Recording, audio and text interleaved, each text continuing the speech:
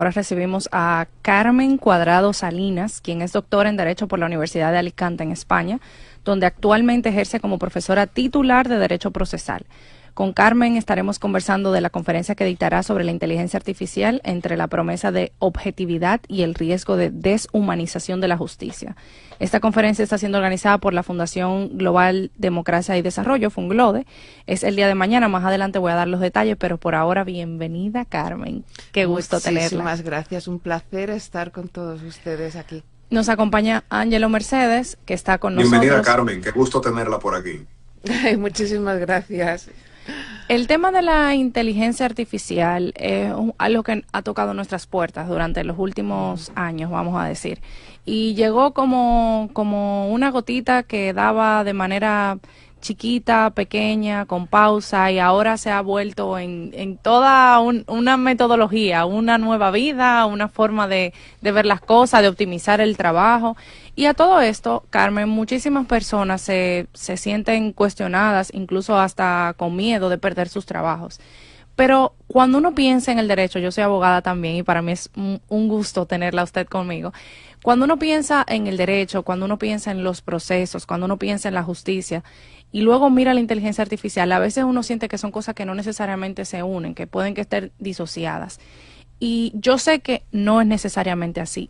¿Cómo se involucra la inteligencia artificial en el derecho, en el sistema de justicia en la actualidad? ¿O cómo pudiera involucrarse, Carmen? Bueno, en primer lugar, yo diría que no ha sido gota a gota, ha sido un torrencial. Sí. De golpe nos ha inundado. Y por eso es una herramienta disruptiva. Ha roto con todos los esquemas conocidos hasta ahora. ¿Cómo entra en la justicia? Pues necesariamente tenía que entrar de la misma manera que ha entrado en la vida de todos y cada uno de nosotros. Llevamos, no es solamente la tecnología, la inteligencia artificial ha entrado, lo tenemos en nuestros móviles, en nuestros ordenadores, en nuestros televisores, y necesariamente tenía que llegar el momento que también iba a entrar en la justicia. Es verdad que ha tenido dos puertas de entrada generales. Una para hacer más objetiva la justicia, esa ha sido la llamada, esa ha sido el gancho, un poco desconfiando del juicio humano, en realidad, porque, bueno, pues todos sabemos que todas las personas, todos los seres humanos tenemos sesgos por Claro. nuestra cultura, nuestra educación, nuestro entorno, y alguien decidió, pensó que, bueno, fue una serie de circunstancias que quizá los algoritmos podían otorgar más objetividad y más imparcialidad a las decisiones judiciales. De hecho, esta primera entrada de la disruptiva o irruptiva de la inteligencia artificial en la justicia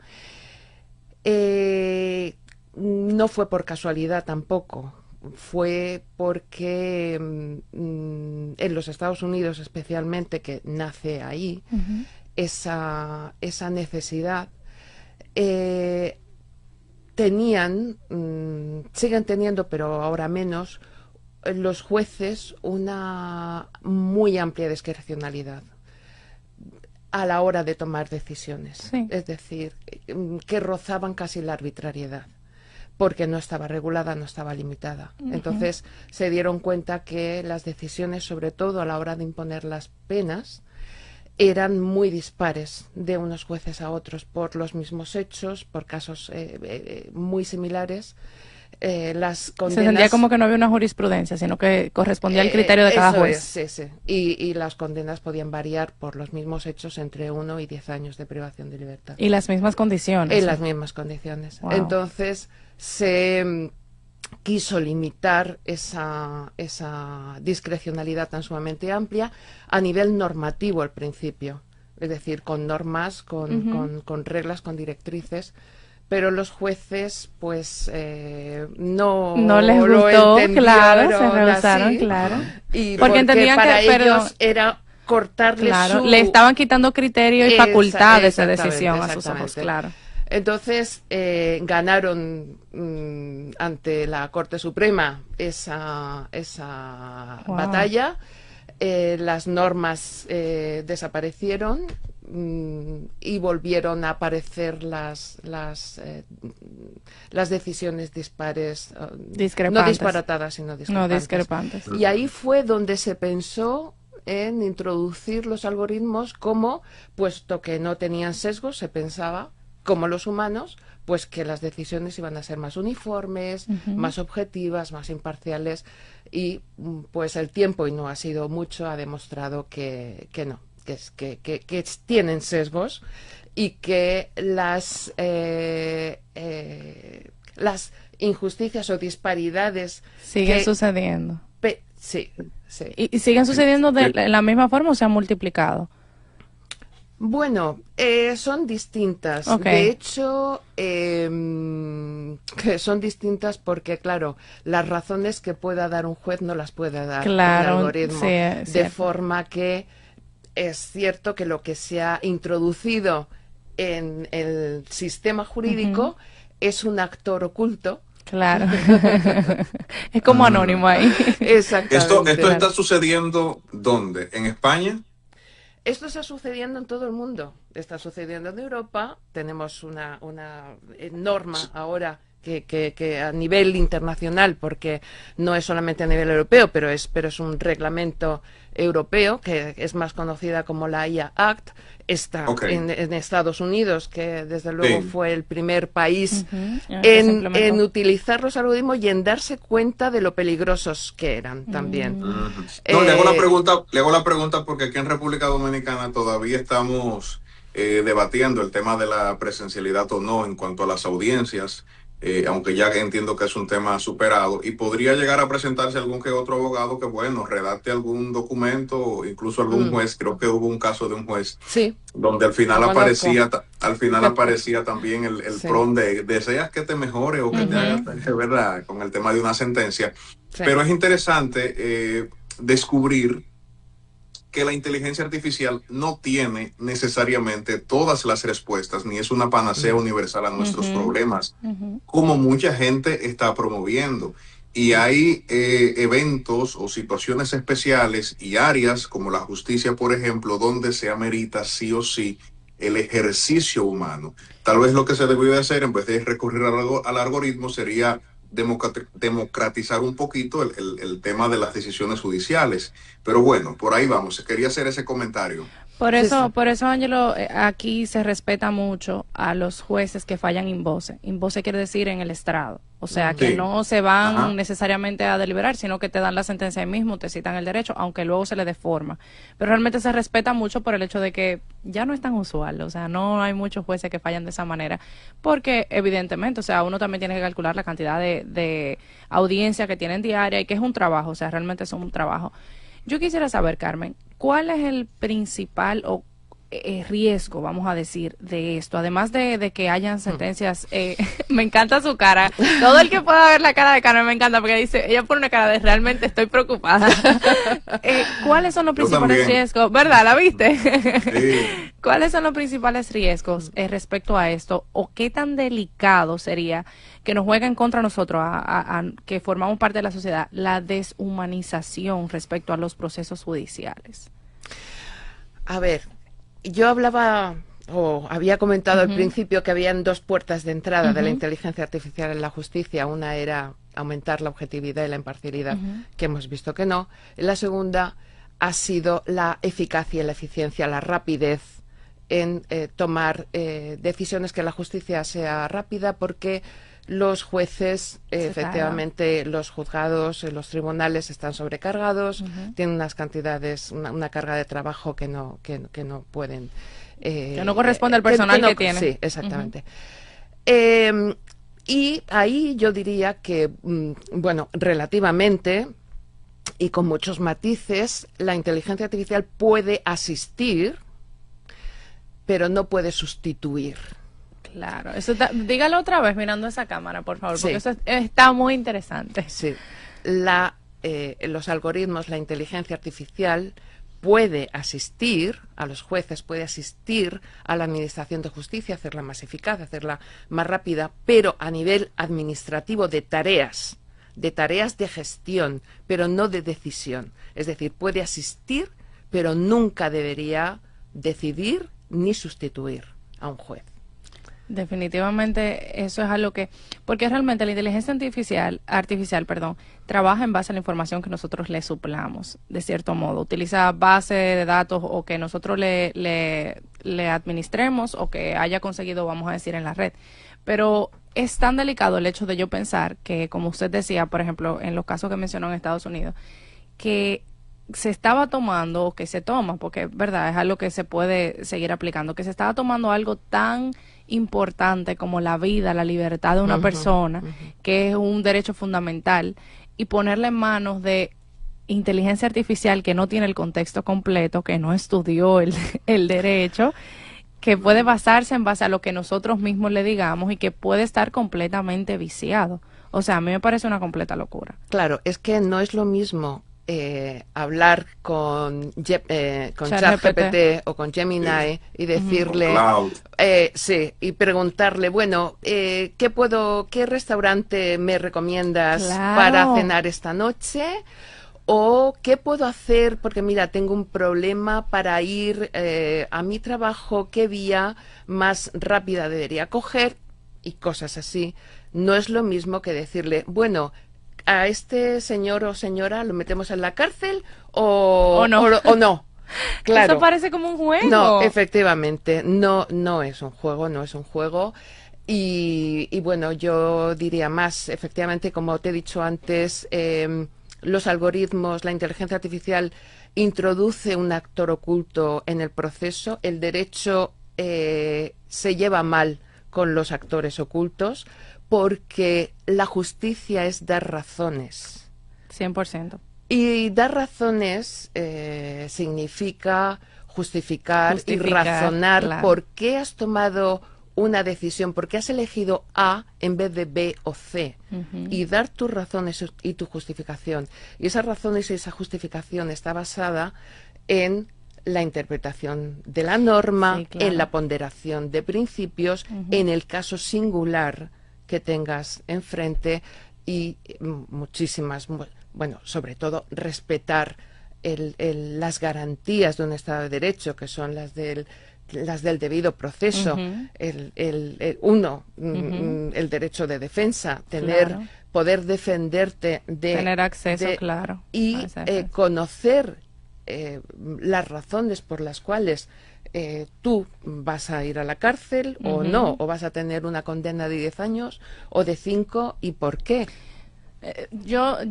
Me transporté cuando usted dijo la palabra o la oración justificar razones, porque me acordé mucho de cuando uno está en la universidad, de que nosotros bromeábamos mucho porque decían como que, escribe tu respuesta o haz un análisis de esto, y luego te ponían justifica, o sea, en el derecho siempre, en los exámenes, siempre va a haber un justifica tu respuesta. Y me hace mucha, o sea, me hizo como irme en un rewind en mi mente del momento en el que yo estudiaba, porque realmente habían ocasiones en las que nosotros mismos cuestionábamos al profesor como que, óyeme, pero tú no puedes decir que mi opinión personal, porque dice, da tu opinión personal, tú no puedes decir que mi opinión personal está mal porque es mía, en base a criterio, ¿verdad? Pero realmente cuando tú justificas la opinión, es que el profesor puede darse cuenta de qué tan errado o no tú estás respecto a esto. Y tomar con tanta libertad algo tan, como usted lo dice, tan importante, tan fundamental como el hecho de que una persona tenga libertad o no, da miedo, o sea, realmente da miedo. Carmen, ¿cuál sería la posición o el papel que deben de asumir en este proceso? Y cuando digo proceso me refiero al uso de esta inteligencia o en los casos donde hay uso de esta inteligencia, de los jueces, de los profesionales del derecho. ¿Cuál es la posición o el papel que ellos deben asumir respecto a esta herramienta? Porque como usted dijo, debe ser una herramienta que nos ayude pero que no sustituya. Exactamente. Bueno, ya se están tomando cartas en el asunto a nivel normativo Y, por ejemplo, hay ordenamientos jurídicos como el brasileño, en Estados Unidos, en Reino Unido, en Europa, ya están regulando y ya están limitando y diciéndole al juez qué debe y qué no debe hacer con las herramientas. Porque de la misma manera que pensar que la inteligencia artificial puede ser la panacea a todos nuestros males, es muy ingenuo pensarlo.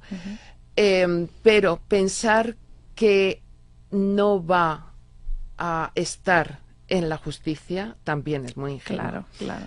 Así es, así es. Me gustaría, Carmen, recibir algunos detalles sobre la conferencia que estará dictando en la Fundación Global Democracia y Desarrollo, cuándo se realizará, bajo qué esquema, allí en la Fundación.